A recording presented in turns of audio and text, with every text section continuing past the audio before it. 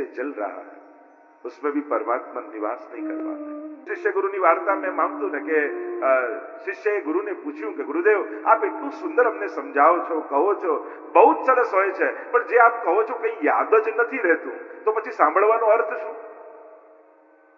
તો અમારે સાંભળવું જોઈએ કે ન સાંભળવું જોઈએ? ગુરુદેવ કહું આ બધી ચર્ચા તો પછી કરીશું, પેલો વાંસનો ટોપલો પડ્યો છે ને એમાં થોડો કચરો પડ્યો છે, એને ઠાલવ અને એમાં પાણી ભરીને લાવો. એને થયું કે વાંસના ટોપલામાં પાણી ક્યાંથી ભરાય? હવે જે કંઈ પણ હતો બહુ ગંદો ટોપલો હતો, લઈને ચાલ્યો અને ગુરુએ કહ્યું તો હવે ઉથાપી તો શકાય નહીં, એટલે વાંસનો ટોપલો લઈને આવ્યો, નદીમાં બોળે, પાણી ભરેલું દેખાય, જ્યાં બહાર કાઢે એટલે બધું ઢોળાઈ જાય. એક વાર, બે વાર, ત્રણ વાર એમ થયું. ત્યારે એને થયું કે ગુરુદેવને જઈને કહી દઉં કે વાંસના ટોપલામાં આટલા છિદ્રો છે, આમાં જલ ક્યાંથી ભરાય? ત્યારે ગુરુદેવ પાસે આવીને કહ્યું કે ગુરુદેવ આપે કહ્યું તો આપની આજ્ઞા મેં ઉથાપી નહીં, પણ આ વાંસના ટોપલામાં આટલા કાણા હોય, આમાં જળ ભરાય ક્યાંથી? પછી ભરવાનો અર્થ શું? ત્યારે ગુરુદેવે કહ્યું પાણી ભલે ભરાયું નહીં પણ ટોપલો ચોખ્ખો તો થયો. એમ ઘણી વાર આપણા હૃદયમાં રહેલા છિદ્રો હોય, કદાચ ભરાય નહીં પણ આ દિલ રૂપી ટોપલો ચોખ્ખો થાય છે, એ ઓછું છે. ભગવત કથામાં બેસવા માત્રથી મહાત્મ્યમાં કહ્યું મન શુદ્ધૈ ન વિદ્યતે, મનને પવિત્ર કરવાનું આનાથી ઉત્તમ બીજું કોઈ સાધન નથી. ભાગવત સાંભળવાથી મન પવિત્ર થાય છે. ગઈકાલે જે આપણે દર્શન કરી રહ્યા હતા, 3 શ્લોકમાં મંગલાચરણની ચર્ચા આપણે કરી હતી. પ્રથમ સ્કંદનો પ્રારંભ કર્યો હતો. નિગમ કલ્પતરોર ગલિતમ ફલમ શુકમુખાદ મૃત દ્રવ સંયુતમ પીબત ભાગવતમ રસમાલયમ મુહુરહો રસિકા ભુવિ ભાવુકા. વેદરૂપી કલ્પવૃક્ષ લાગેલું આ ગલિત ફળ છે. 4 પ્રકારના ફળ હોય: તોડેલું, તૂટેલું, પડેલું અને પાકેલું. તોડેલું ફળ એ વેદનો કર્મકાંડ છે. તૂટેલું ફળ એ જ્ઞાનકાંડ છે, જે પાકી ગયું છે. પણ આ તો ગલિત ફળ છે. વેદોનો સાર શ્રીમદ ભાગવતમાં છે. પણ આ થડ ખાઈએ તો ગળ્યું ન લાગે, કેરી ખાઈએ એ ગળી લાગે. એમ સીધા વેદ પાસે જાઓ તો કદાચ બધાનો અધિકાર ન હોય, સમજમાં ના. પણ એ જ વેદ રૂપી વૃક્ષ ઉપર એના સાર રૂપ ભાગવતનું ફળ લાગે તો એ પરમ મધુર લાગે. પણ ભાગવતમાં વેદની બહારની કોઈ વાત નથી. વેદનો જ વિસ્તાર ભગવદ ગીતામાં, એનો જ વિસ્તાર બ્રહ્મસૂત્ર અને એનો જ વિસ્તાર શ્રીમદ ભાગવત છે. મહાપ્રભુજીએ ભાગવતજીને પણ પ્રમાણ ગ્રંથ રૂપે સ્વીકૃત કરાવ્યું.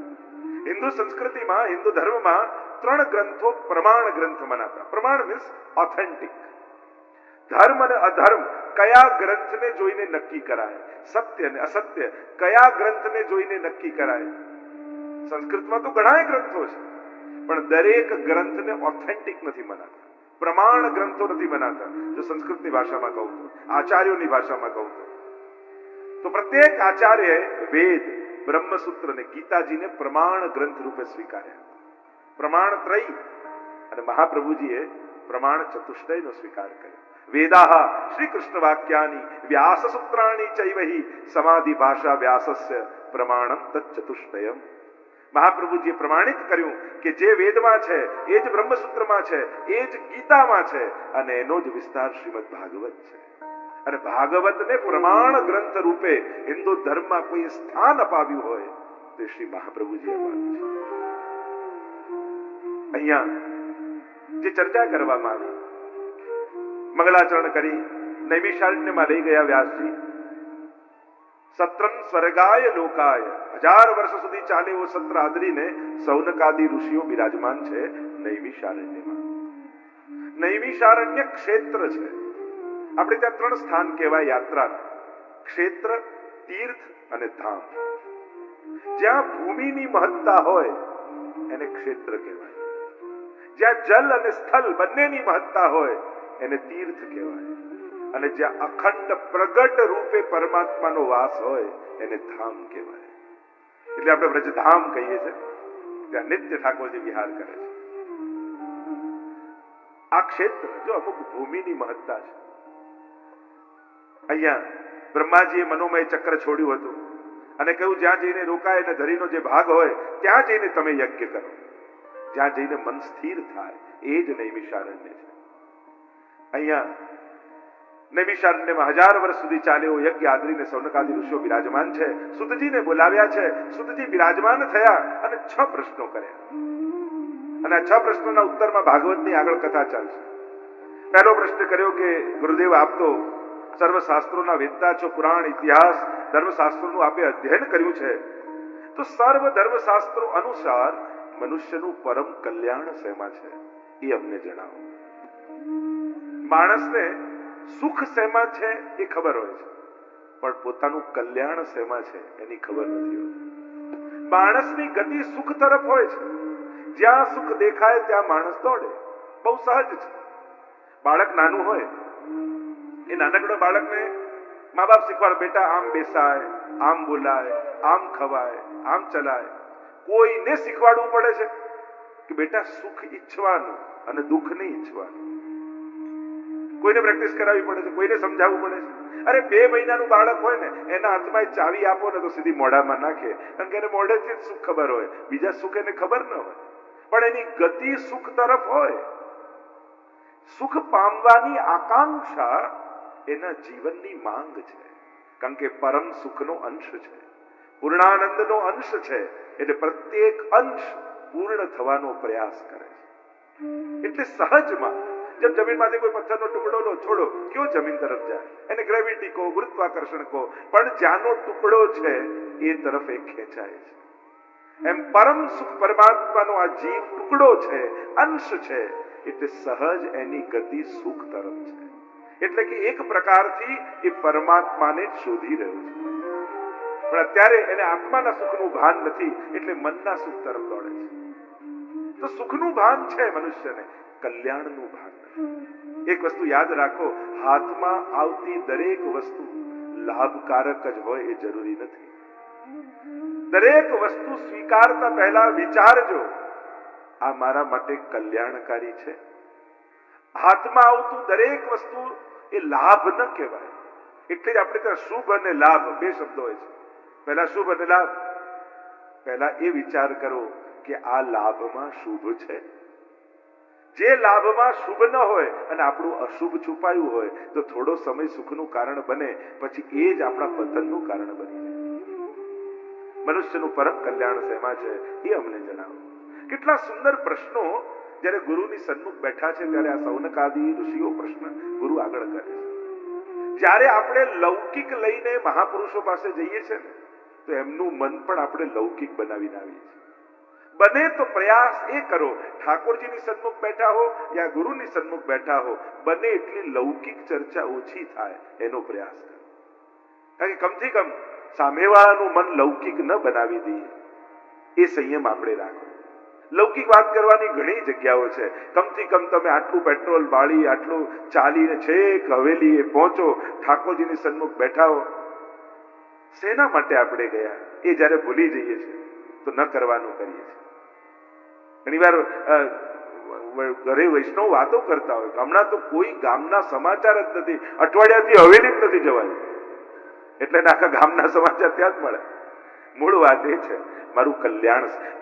દરેક વૈષ્ણવને આ 2 વસ્તુ આવડવી જોઈએ. બીજા કોઈ શાસ્ત્રો, કઈ બહુ શ્લોકો કે કાંઈ યાદ ન રહે તો વાંધો નહીં, પણ આ 2 વસ્તુ દરેક વૈષ્ણવને આવડવી જોઈએ. ક્યાં હા પાડવી અને ક્યાં ના પાડવી. આટલું જો શીખી જઈએ ને તો બધા શાસ્ત્રોનો સાર આવી જાય. કઈ વસ્તુમાં ના કહેવી અને કઈ વસ્તુમાં હા કહેવી. પરમ કલ્યાણ શેમાં છે અમને બતાવો. બીજો પ્રશ્ન કર્યો કે આ સર્વ શાસ્ત્રોના સાર અમને સંભળાવો, જેથી અમારું અંતઃકરણ શુદ્ધ બની જાય. અમને શાસ્ત્રોનો સાર સંભળાવો. શાસ્ત્રો તો અનંત છે, બધા શાસ્ત્રો સાંભળવાનો એવો સમય પણ આપણી પાસે નથી. આ ભાગવત પણ 7 દિવસમાં તમે જોવા જાઓ તો ભાગવતનો સાર જ સાંભળીએ છીએ. બાકી તો 18,000 શ્લોકો છે. કેટલો સમય હોય? 2 સમય પણ 3-3 કલાક કરો તોય ઓછું પડે, મહિનો કરો તોય ઓછું પડે, વર્ષ કરો તોય ઓછું પડે. શાસ્ત્રો તો અનંત છે.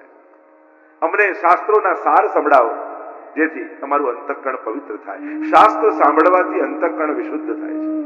આપણા હિન્દુ સમાજની સૌથી મોટી કમી કોઈ હોય તો એ છે આપણે આપણા શાસ્ત્રોને જોતા નથી, ધર્મ ગ્રંથોને જોતા નથી. અને ધર્મ ગ્રંથોથી દૂર રહેવાને કારણે અંધશ્રદ્ધા અને આ બધું આપણા સમાજમાં એટલે જ ફેલાય છે. કારણ કે ધર્મ ગ્રંથો વાંચ્યા નથી. જેટલું મુસ્લિમ ભાઈઓને કુરાન વિશે ખબર છે, જેટલું ક્રિશ્ચન ભાઈઓને બાઇબલ વિશે ખબર છે, એટલું આપણા હિન્દુ ભાઈઓને ગીતાજી ને ભાગવતી વિશે ખબર નથી હોતી. અને આ બહુ કરુણતા છે.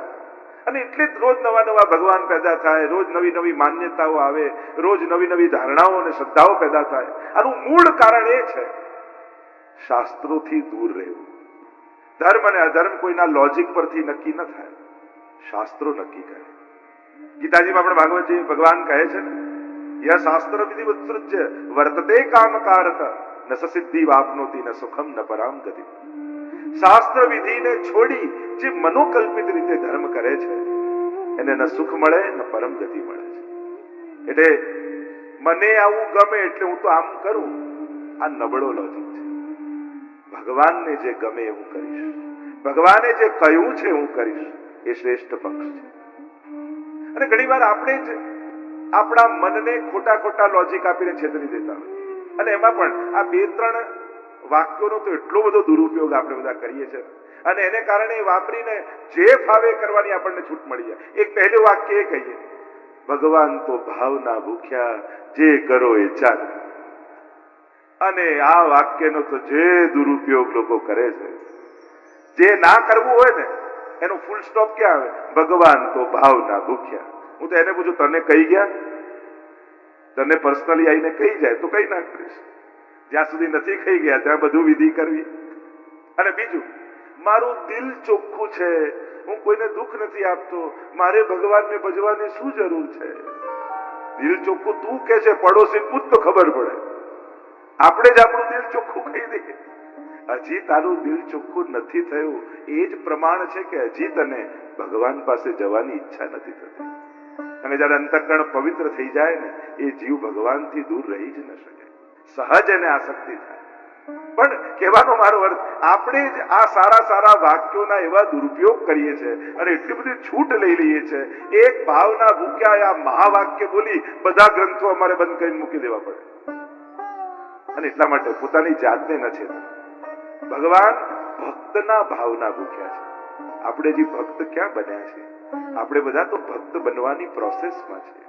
હા, તમે નરસિંહ મહેતા બની જાઓ, તમે મીરા બની જાઓ, સુરદાસ કુમનદાસ બની જાઓ, પછી તમે કાંઈ નહીં કરો તો ચાલશે, પછી ભાવના ભૂખ્યા છે. પણ ભક્ત ના, આપણે ભક્ત થયા નથી. જે દિવસે ભક્ત બની જઈએ પછી ભગવાન કોઈ શાસ્ત્ર ખોલીને તમને વાંચવાનું નહીં કહે, પણ એ ભક્ત બનવા માટે શાસ્ત્રોને ફોલો કરવા આવશ્યક છે. શાસ્ત્રોનો સાર સંભળાવો જેથી અંતઃકરણ વિશુદ્ધ થાય. ત્રીજો પ્રશ્ન કર્યો કે ભગવાન પરમાત્મા વિવિધ અવતારો લઈને પધારે છે, એ અવતારો વિશે અમને કહો. અનેકવિધ પરમાત્માના અવતારો માનવામાં આવ્યા આપણે ત્યાં. 24 અવતારની કથા શ્રીમદ ભાગવતમાં પ્રસિદ્ધ છે. પણ સંભવામી યુગે યુગે એમ કહીને પરમાત્મા તો કહે છે, પ્રત્યેક યુગમાં હું આવું છું. આ મહત્તા અવતારવાદની બતાવે. ચોથું કહ્યું, પરમાત્મા શ્રી કૃષ્ણ જે મંગલ કાર્ય કરવા માટે આ ભૂતલ પર પધાર્યા, એનો હેતુ શું? સ્વયં ભગવાનને કેમ આવવું પડ્યું? ભગવાન પોતે કેમ પધારે? એનો હેતુ શું? પાંચમું કહ્યું, પરમાત્મા વિવિધ લીલાઓ કરે છે અને એ લીલાઓનું વર્ણન કરે. અને છઠ્ઠું કહ્યું, ભગવાન જ્યારે સ્વધામ પધાર્યા, અને ભગવાન જ્યારે આ ભૂતલ પર હોય એટલે કે શાસ્ત્રોમાં 2 પ્રકારના સમય બતાવ્યા, એક અવતાર કાલ અને બીજો કયો અનવતાર કાલ. શાસ્ત્ર પ્રમાણે જે ટાઈમ પીરિયડમાં ભગવાન આ ભૂતલ ઉપર હોય એ સમય પીરિયડને કહેવાય અવતાર કાળ. ત્યારે ધર્મ ભગવાનની શરણમાં રહેતો હોય છે. પણ પ્રભુ જ્યારે સ્વધામ પધારી ગયા તો ધર્મ કોની શરણમાં ગયો? એ ગુરુદેવ અમને બતાવો તો અમે એનું શરણું લઈએ અને સાચા અર્થમાં ધર્મનું પાલન કરી શકીએ. 6 પ્રશ્નો કર્યા છે. મનુષ્યનું પરમ કલ્યાણ શેમાં છે એનો ઉત્તર આપતા સુતજી બોલ્યા, અધોક્ષજ ભગવાનની ભક્તિમાં જ મનુષ્યનું પરમ કલ્યાણ છે. ભગવાનની ભક્તિ દ્વારા જ આ જીવાત્માનો ઉદ્ધાર આ કલિયુગમાં છે. કારણ કે અન્ય સાધનો સર્વ માર્ગેષુ નષ્ટેષુ કલૌ ચ કલધર્મિણી પાષંડ પ્રચુરે લોકે કૃષ્ણ એવ ગતિર્મમ. જ્યારે બધા જ માર્ગો સમાપ્ત થતા દેખાય ત્યારે કૃષ્ણ જ મારી ગતિ છે. મહાપ્રભુજી કહે છે, પ્રભુના ચરણ પકડી લો. મહાપ્રભુજીએ કેટલો સુગમ અને સરળ માર્ગ આપણને આપ્યો છે કે ક્યાંય ભટકવાની ને ફાફા મારવાની કાંઈ જરૂર નથી. બ્રહ્મ સમન લે, ઠાકોરજી પુષ્ટાવ અને સીધા પ્રભુ સાથે તારો સંબંધ જોડી દે. પ્રભુની ભક્તિમાં તું લાગી જા. પણ માણસો શોર્ટકટ ગોતવા જાય ને, એ રસ્તો હંમેશા લાંબો પડતો હોય છે.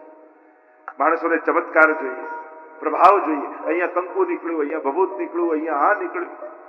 અરે આ કંકુ ને ભભૂત આપણું શું ઉદ્ધાર કરવાના? આપણો ઉદ્ધાર તો ભગવાન કરવાના છે. સીધો સરળ હિસાબ અને સિદ્ધાંત છે, ભગવાનની વિશુદ્ધ ભક્તિ કરો તો તમારું કલ્યાણ થશે. બાકી કેવલ કોઈના વાતોમાં કે કોઈની લાલચમાં કે કોઈના ભયમાં ફસાયા ને તો રસ્તો બહુ લાંબો થઈ જશે. કેટલા જન્મનો આ માનવદેહ પાછો થોડી મળે. પાછો 83,99,999 યોનિઓ બાદ પછી માનવદેહ મળે છે. એટલે માનવદેહમાં ભરેલું એક એક ડગલું બહુ જ મહત્વનું છે. કારણ કે નહીં તો રસ્તો બહુ લાંબો થઈ જાય. આ એક મોકો મળ્યો ને એ ચૂકી ગયા ને. જો જેમ આપણે એક્સપ્રેસ હાઈવે પર જતા હોઈએ અને જ્યાં એક્ઝિટ લેવાની હોય એ ચૂકી જઈએ ને તો પછી રસ્તો બહુ લાંબો થઈ જાય. આ ભાગવત કથા શું છે? જેમ આપણે પણ જીવનની દોડમાં ઘણી જગ્યાએ ઊભા રહેવું હતું, ઘણા જોડે બેસવું હતું, એ ઘણા સ્થાનો ચૂકી ગયા છે પ્રગતિની દોડમાં. અને ચૂકી ગયા પછી આપણને એમ થાય કે અહીંયા તો રોકાવાનું હતું, અહીંયા તો બેસવાનું હતું, અહીંયા તો વળવાનું હતું. અને પાછો માણસ યુ ટર્ન લઈને આવે તો આ ભાગવત કથા છે ને એ જીવનને યુ ટર્ન લેવાની જગ્યા છે. કે જ્યારે જીવનની આપા ધાપીમાં તમે રોકાવાની જગ્યાએ આગળ નીકળી ગયા હો તો આ કથા એક વિશ્રામ તમને આપે છે કે અહીંયાથી પાછા વળી અને પ્રભુ તરફની ગતિ શરૂ કરી. કારણ કે પ્રભુની ઘણી ક્ષણો ચૂકાઈ ગઈ છે. કહ્યું પ્રભુની ભક્તિ દ્વારા જીવનું કલ્યાણ છે. અધોક્ષજ ભગવાનની ભક્તિને બે વિશેષણ આપ્યા, અહેતુકી ને અપ્રતિહતા. એક તો અખંડ ભક્તિ અને બીજી નિષ્કામ ભક્તિ. ભક્તિના બે વિશેષણ આપ્યા. ભક્તિ અખંડ હોવી જોઈએ. એટલે જ આપણે ત્યાં શબ્દ છે નિત્ય નિયમ. આ મારો નિત્ય નિયમ છે, એટલે કે રોજ કરવાનો નિયમ.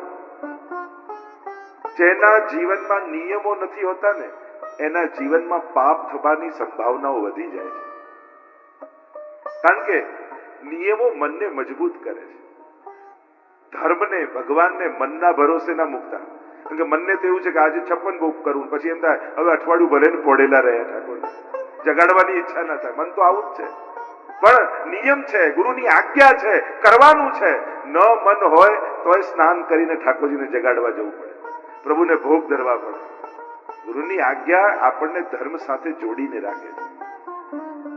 નિત્ય નિયમ દરેકના જીવનમાં હોય. તમે કથામાં બેઠા છો, જો તમારા જીવનમાં કોઈ નિયમ ન હોય તો એક નાનો નિયમ પણ કથામાં જરૂર લેવો જોઈએ. એક અષ્ટાક્ષર શ્રી કૃષ્ણ શરણમની માળાનો, કોઈ એક યમનાષ્ટકનો, કોઈ એક નાનો નિયમ પણ જીવનમાં હશે ને તો એક નાનકડો નિયમ કેટલા મોટા ચમત્કાર તમારા જીવનમાં સાધશે એની તમે કલ્પનાય કરી શકતા નથી. તમને એમ લાગે કે આટલા નાનકડા એક માળાથી શું થાય, પણ એક નાનકડી માળા ઉપરના તાળા ખોલવાની ચાવી છે. આ માળાથી જ ખોલાવાના છે. અને એટલા માટે કથામાં બેઠા છો તો કોઈ એક નાનો નિયમ પણ જીવનમાં રાખજો. નિત્યનો નિયમ, यह नित नेम यशोदाजू मेरे तिहारे ही लाल लड़ावा. પ્રભુને લાલ લડાવવા આજ મારો નિયમ છે. અધોક્ષજ ભગવાનની ભક્તિ અહેતુકી અને અપ્રતિહતા. એક બીજું કહ્યું સ્વાર્થ વગરની ભક્તિ. આવી ભક્તિ દ્વારા જ મનુષ્યનું પરમ કલ્યાણ છે. તસ્માદ એકેન મનસા ભગવાન સાત્વતામ પતિ શ્રોતવ્ય કીર્તિતવ્યશ્ચ ધ્યેય પૂજ્યશ્ચ નિત્યતા. એ પ્રભુની ભક્તિ દ્વારા જ આપણું કલ્યાણ જીવનનું થવાનું છે. આમ કહી વિવિધ અવતારો વિશેની કથા કહી, સનત કુમારથી લઈને કલ્કી સુધીનું વર્ણન કર્યું. પરમાત્માના 24 અવતાર છે એની ચર્ચા કરવામાં આવી. અવતૃ ધાતુ પરથી અવતાર શબ્દ બને છે. ઉપરથી નીચે આવવું એ છે અવતાર. સંભવામી યુગે યુગે કહીને પરમાત્માએ ગીતાજીમાં પણ કહ્યું હું મારા ભક્તો માટે આવું છું. 3 કારણથી ભગવાન ભૂતલ પર આવે છે. એમ ભાગવતે 3 કારણ બતાવ્યા. એક, ભગવાન ભૂતલ પર શેના માટે આવે છે? તો પહેલું કારણ છે આ પૃથ્વીની રક્ષા માટે, ભૂમિના દુઃખને નિવૃત્ત કરવા માટે. બીજું, ભગવાનના ભૂતલ પર આવવાનું કારણ છે ગાય. ગાય જ્યારે દુઃખી થાય છે ત્યારે ભગવાન ભૂતલ પર આવે છે. અને ત્રીજું કારણ ભગવાનનું ભૂતલ પર આવવાનું છે એમના ભક્તો. ભક્ત જ્યારે દુઃખી હોય ત્યારે ભગવાન ભૂતલ પર આવે છે. તો 24 અવતારોની કથા કહ્યું એ તે ચાંસ કલા પુંછ કૃષ્ણસ્તુ ભગવાન સ્વયં. ભાગવત કહે છે જેટલા અવતારો થયા છે અંશાંશો 6 પ્રકારના અવતાર ગર્ગજીએ ગર્ગ સંહિતામાં બતાવ્યા કે ભગવાન 6 પ્રકારના અવતારો ધારણ કરે છે. અંશાંશ અવતાર, અંશા અવતાર, આવેશ અવતાર, કલા અવતાર, પૂર્ણ અવતાર અને પરિપૂર્ણ અવતાર. આ 6 પ્રકારના ભગવદ અવતારો થાય છે. અને એટલે જ આપણે ત્યાં દરેકની એક વિશિષ્ટ